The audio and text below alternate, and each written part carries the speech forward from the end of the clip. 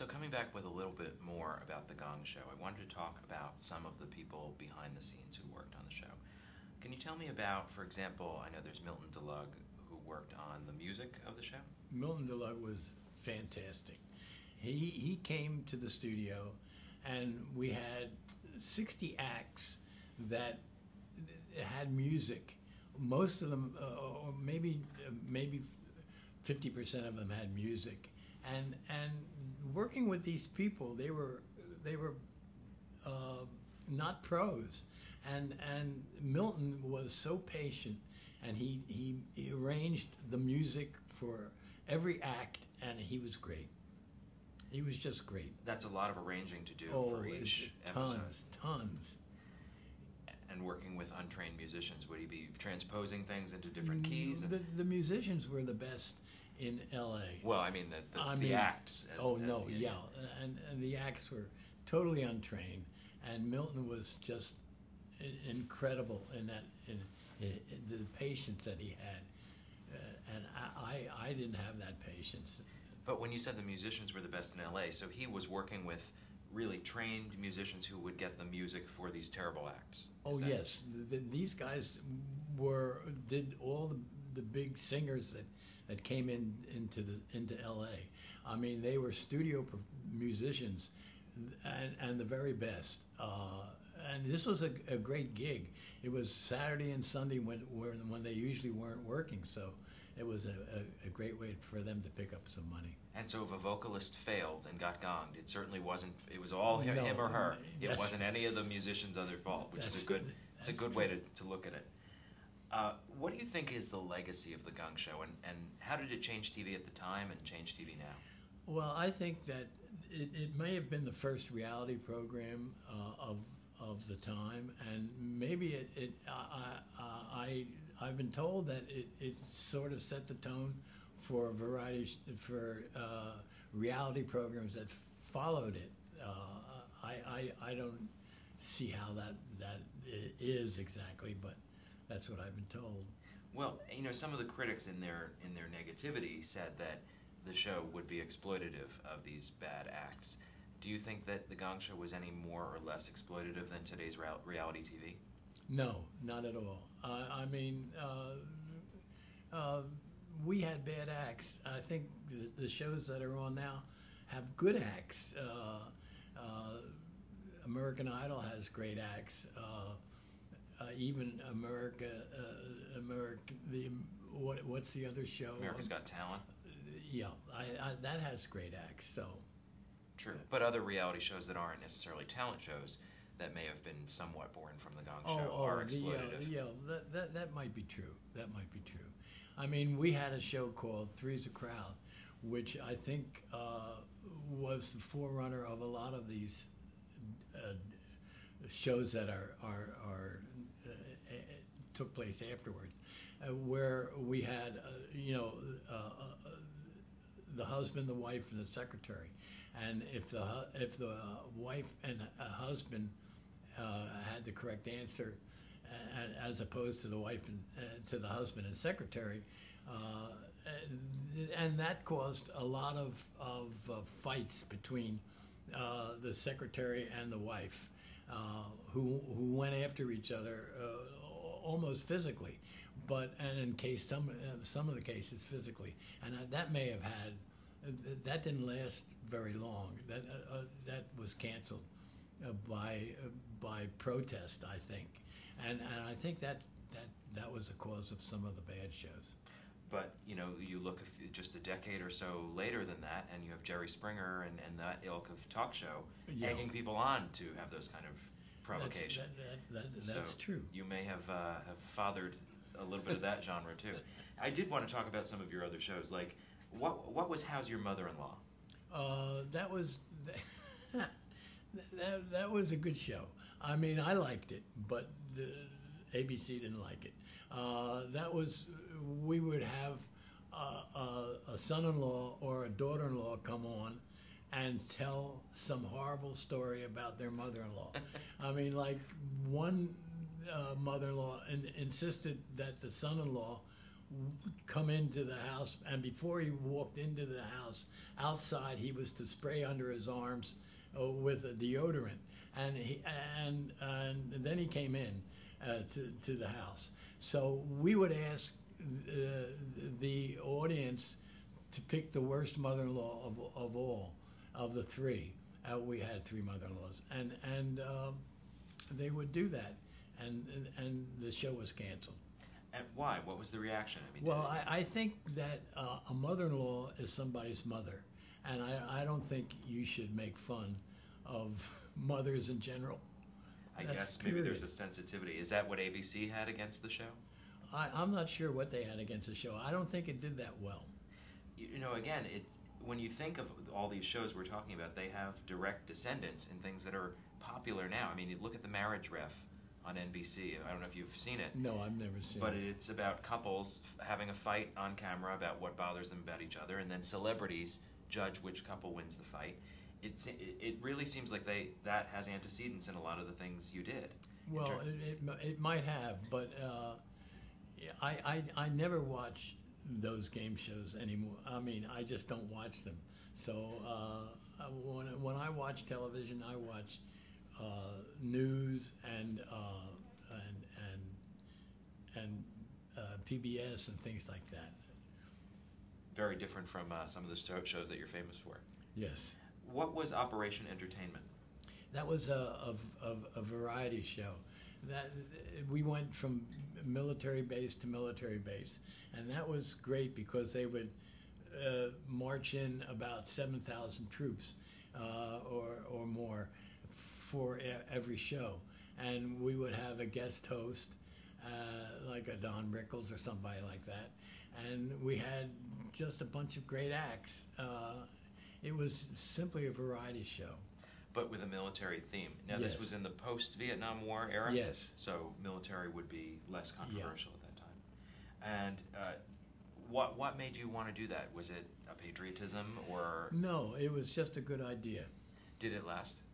It lasted for, I don't recall how long it lasted, but it lasted for 13 weeks or so. Would you deem it a success, I guess is what I'm asking. Yes, I think so. I think it was. You know, for example, now two shows that have beauty as a theme, one of which was a favorite of mine as a kid. It's Dream Girl of 1968. Yes. And then the $1.98 Beauty Show. Well, Dream Girl 1968 was one kind of show. Right, I know they're very different. Based on the beauty pageants. And so that was a real beauty pageant. Yes. Real beauty. We had a winner a week, and then we had the winners come back at the end of the year, and we picked the Dream Girl 1968. But it didn't continue. So it was just 1 year. Yeah, we were thinking of 1969 and so forth. But the $1.98 Beauty Show was the last show that I did, I think. And it was, I thought it was wonderful. We gave the winner $1.98 and a bouquet of dried up old vegetables. And then she had to walk this this plank, a runway. And a runway, and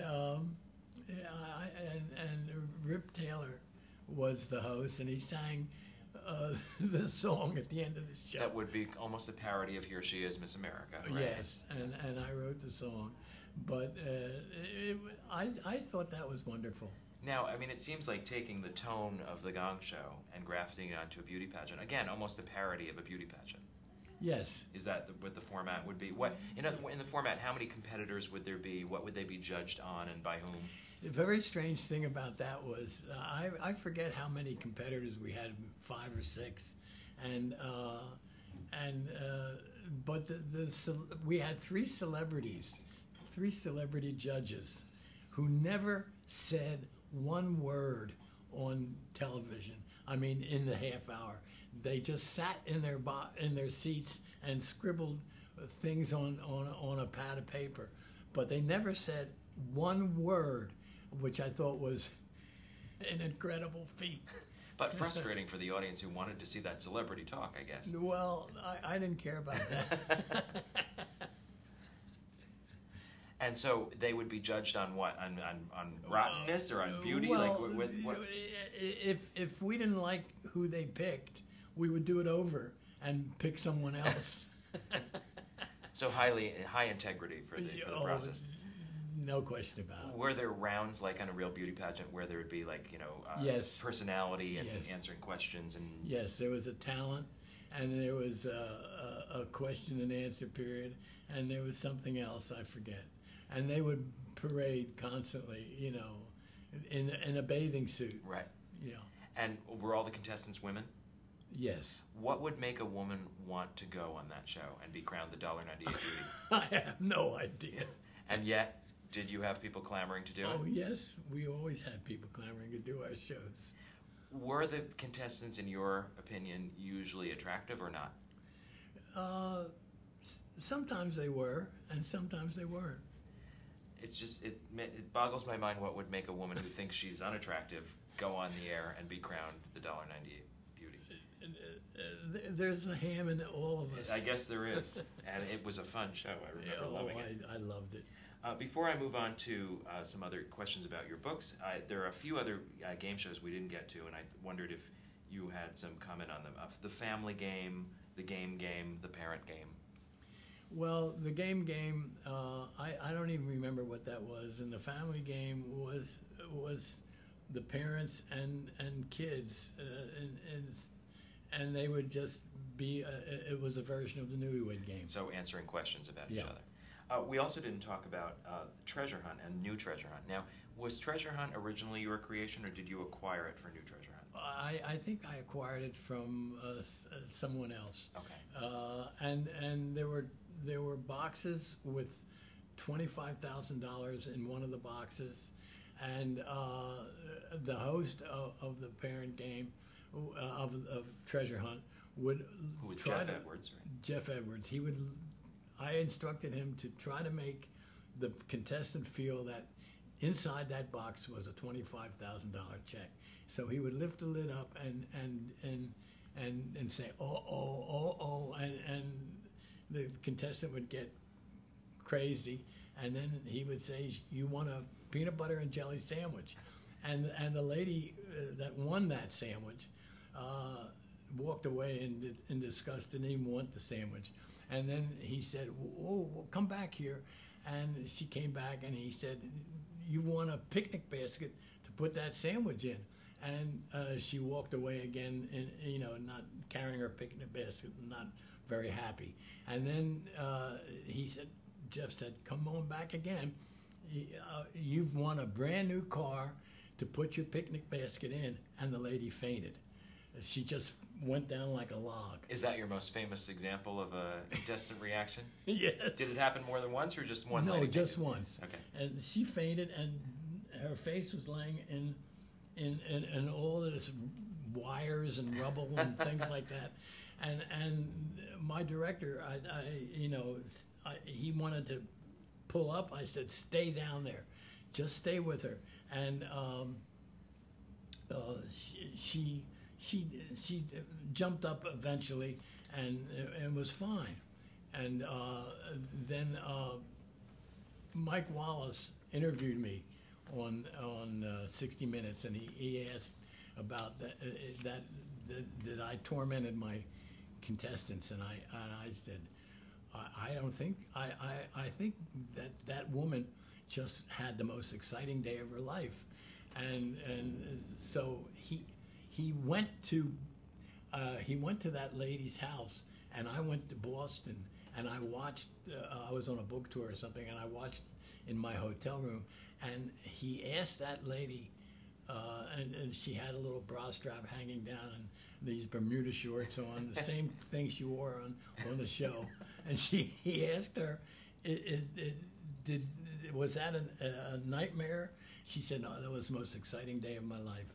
And I went, phew, and that was that. Now, and that was the show was in the late 70s, I believe, Yeah. right? Okay, so, and Mike Wallace went there right afterward, or soon afterward. It was said that, I guess, the skits that went with each box, and I believe that was the format of the show, right? There'd be a little bit of scripted shtick that went with each box that Jeff would have to memorize, and depending upon which box the person selected. But the shtick was kind of designed to roller coaster their emotions in terms of go away, come back, go away, come back, right? So you were kind of ratcheting up the tension. Well, yeah, that we were doing, but I don't know if we were playing with their emotions or not. Maybe we were. Okay. And, I said we want to get into the business side of what you were doing. When did you decide to form your own production company? In 1965, I think. With the dating game, right? With the dating game. Okay. What systems did you have in place at your company to figure out whether an idea you had was worth pursuing, to pitch, to pilot? I'm sure you brainstormed a lot of ideas, and some of which probably didn't go anywhere. Well, most of the ideas came from me, and I would pitch them myself. I would either go to New York or in California, and I'd pitch them. We became a public company in 1969, I think, and that entailed a board of directors and stockholders meetings and things like that. But and our stock did, it was cyclical, because it would go great when we had shows on the air, and it would drop when we didn't have shows on the air, and so forth. Right. Well, what was your approach to developing a successful game show? When you knew the idea would be great? I just tried to figure out a good idea, but not all of my ideas were great, and obviously they failed. But the good ones, hung around for a while. Were you particularly cognizant of pop culture or of trends in, the 60s, particularly a tumultuous period? Life was changing in so many personal ways. Were you, really trying to keep your finger on a changing pulse? No. I just wanted to invent new shows that were good. How did you realize that people would do almost anything to get on TV? It's something we see very much today. Yeah. Well, I just had a feeling that this was a natural reaction to most people. I mean, I think that people would want to come on television to, as I said before, to show people, their families and their people that they work with, that they are on television, that they got their 5 or 10 minutes of fame. And as you said, there's a ham in everyone who wants to do that, right? Was your company very corporate? I mean, your image certainly from the Gong Show was loose, but I know that's not necessarily the real you. No. Were you more corporate? Were you a strict manager? How did your company work? We were public, as I mentioned, right. And we were corporate because of that. I mean, I had board of directors meetings and things that I never thought I would have before. When I had my first board of directors meeting in New York, I brought most of the company with me, but to be on the board of directors, some of my senior people. But I realized that that being public was a real moneymaker. So I got rid of all of those people and put corporate people on our board, and we went from there. When you said about bringing people to New York, how many employees did you have at any given time? Well, I think I had about 60 or 70. Okay. And producing partners within the company? No. Just you at the top? Yeah. Okay. What do you think was different about your approach to game shows than other, even successful game show producers? Well, spontaneity. I think that was huge. And I think they had it made a big difference. Their shows more tightly scripted, more not about personality as much, I would imagine. No.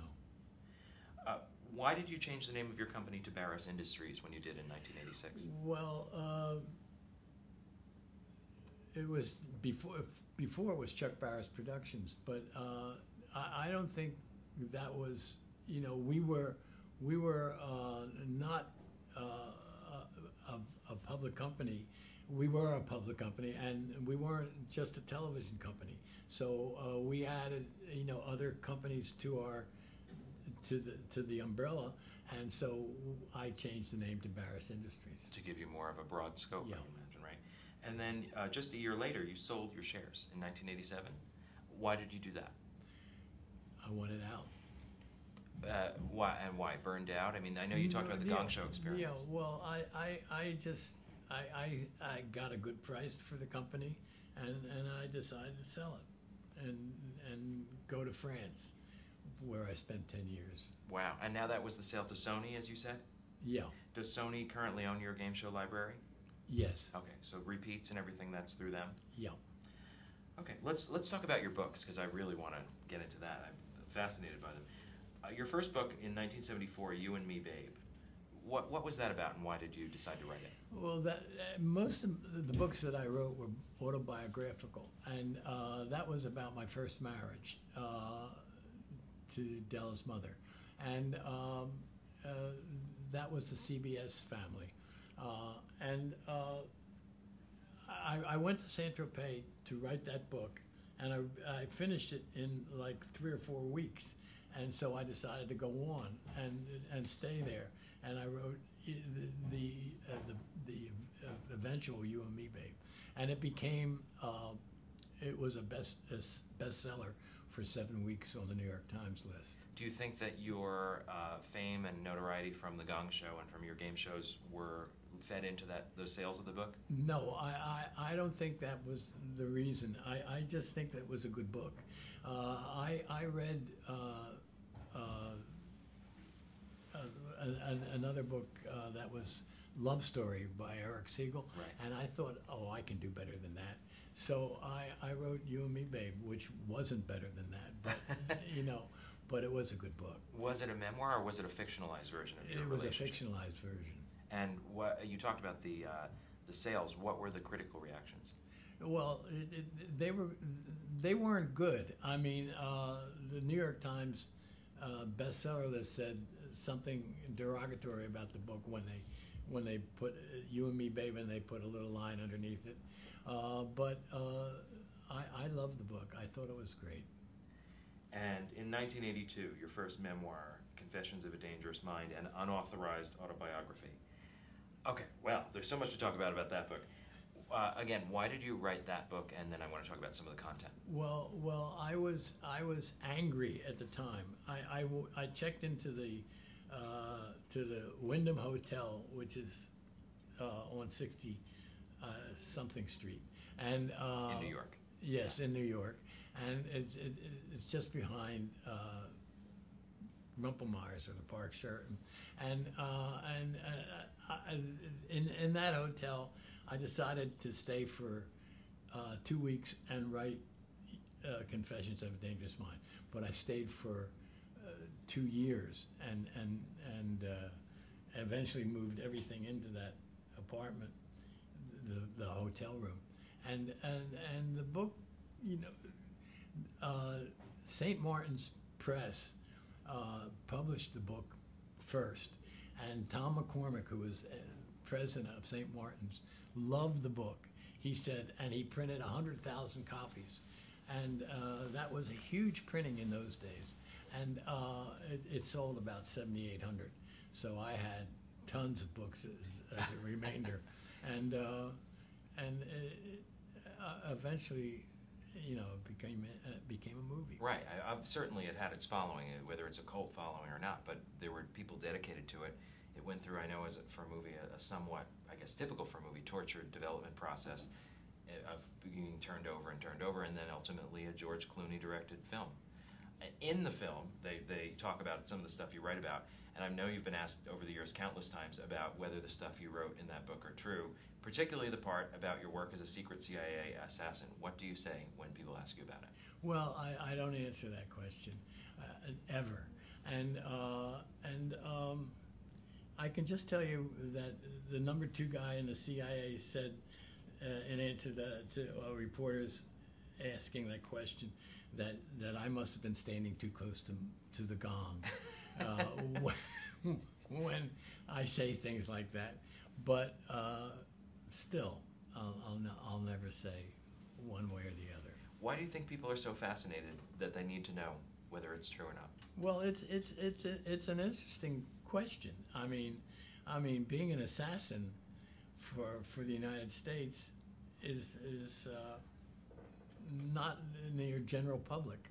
I guess not. And also the idea of being able to juggle that with a show that is so prominent at the time, and where you're playing anything other than an assassin, where you're playing a guy with a hat pulled over his eyes who's nervous in front of the audience. I think that's a dichotomy that everybody's fascinated with. That's true. Have you ever, you said you don't answer that question, have you ever, you don't have to answer it for me, but have you ever told anybody about it? No. Including Never, Della including my or wife. your wife? Or, No. Okay. This year, it was your 7th book. You mentioned it earlier, Della, A Memoir of My Daughter. Why did you decide to write about your daughter now? And I know she died in 1998. How did her death change you? Well, I started the book about 4 or 5 times over the last 5 or 6 years, but I finally finished it this year. I thought that I had made so many mistakes with my daughter, huge mistakes, that I had to. The book might help others. I thought I was alone, but I think there are tons of people out there with this problem. And doesn't everyone feel they made mistakes with their kids? I think everyone. Yeah, it's well, universal. I think that my mistakes might have helped them not make the same mistakes. Right. So was it also cathartic for you to be able to share? Yes, it was. What's the reaction? Well, I don't know if it's been that cathartic or not. For you, well, do you feel better having written it? No, I don't feel better. Okay. What's the reaction to the book? It's been great. I did the Today Show, and Meredith Vieira interviewed me, and she was just wonderful about the book. She was very sensitive and very helpful, and so I think that was a good spot. But I don't know if the book is doing all that well, but I hope it does. The people that have read it are just fascinated with it. They can't seem to put it down. But as I said, I made tons of mistakes. I don't know if the book's been out long enough yet for this to happen, but I predict it probably will.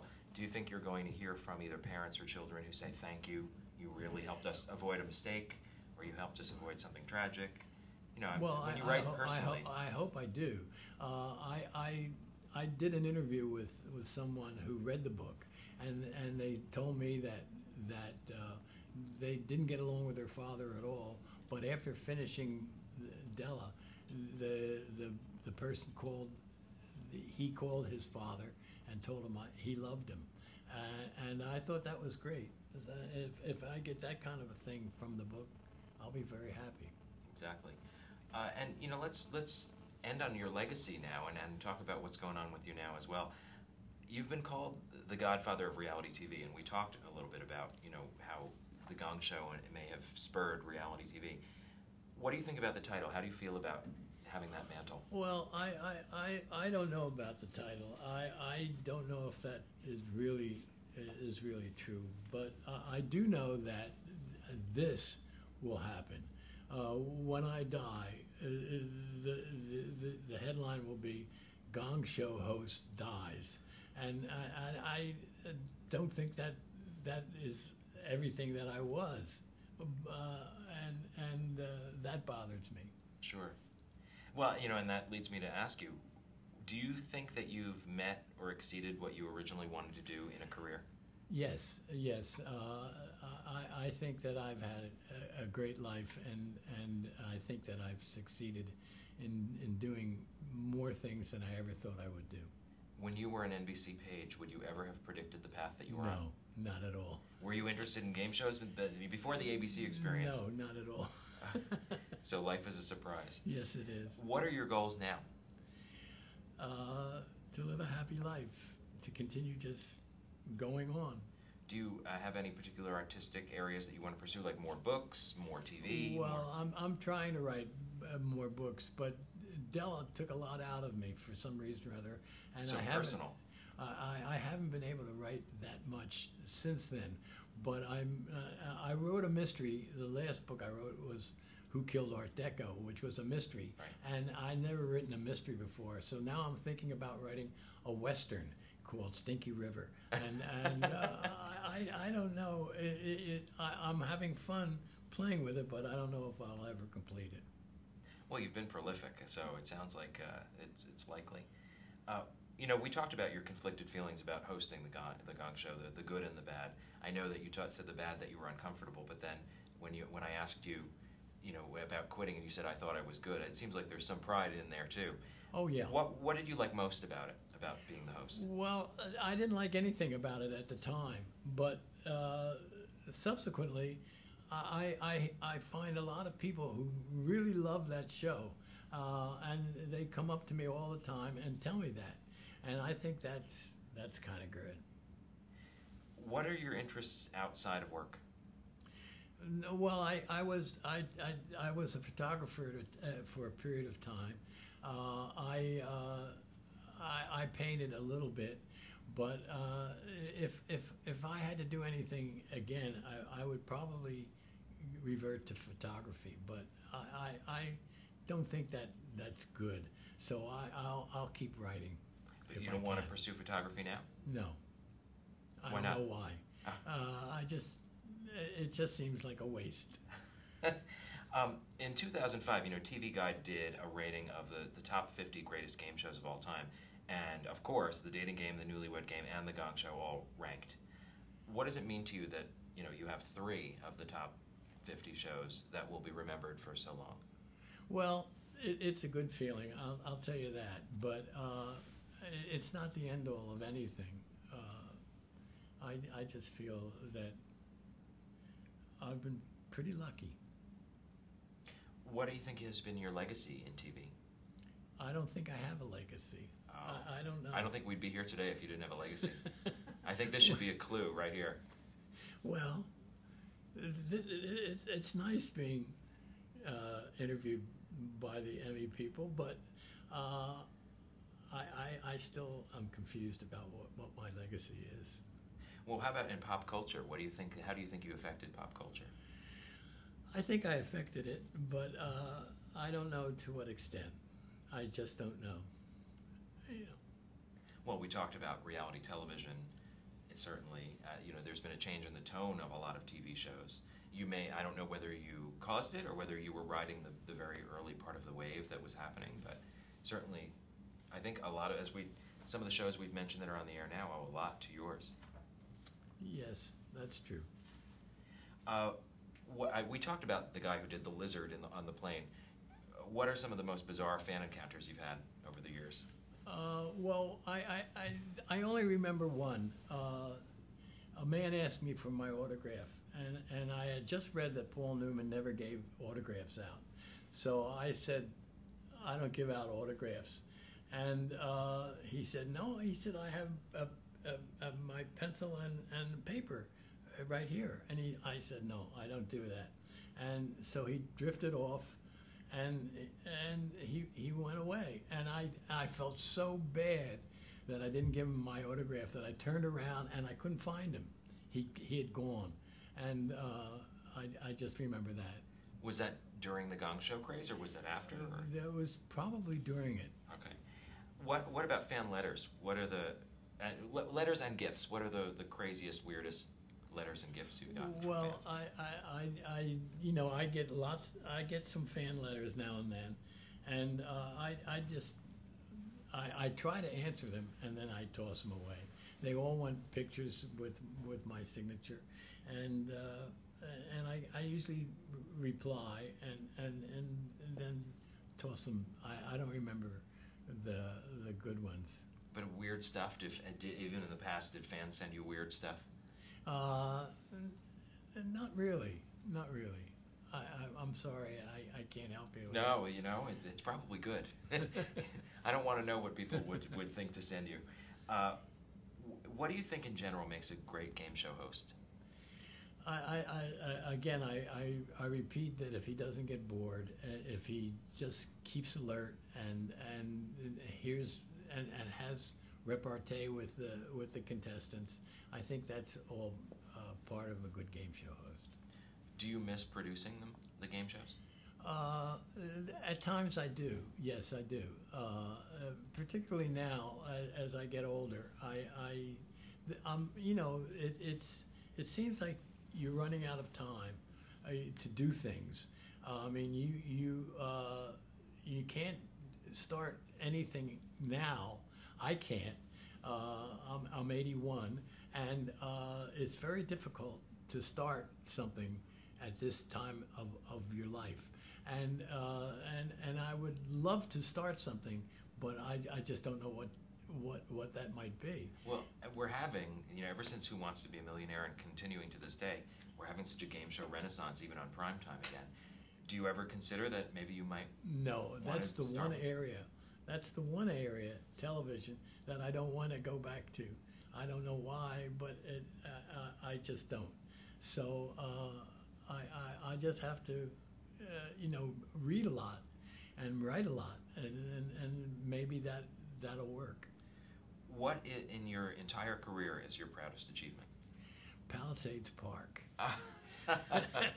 It is pretty catchy. Oh God, I love that song. I mean, when I wrote Palisades Park, I may have told you this. I had to pull over whenever it was played on the radio because I just got so excited. That was my first creation. And you immortalized that park, which is no longer there, but now everyone knows of it in every area of the country. And I sing that song occasionally at gatherings. I love it. What advice would you give to aspiring producers and hosts?